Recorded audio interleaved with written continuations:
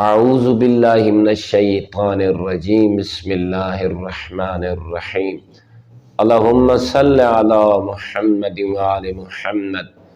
مومنین مسلمین امام جعفر صادق علیہ السلام ارشاد فرمیندن کہ اگر کوئی آدمی عمدہ لباس پاوے تو اے عمدہ لباس دشمن دی ذلت دا سبب ہے۔ اگر کوئی انسان اپنے وجود تے تیل چلاوے، تیل چملے، ان دی پریشانی دے ختم ہون دا اے تیل سبب بنوے سی۔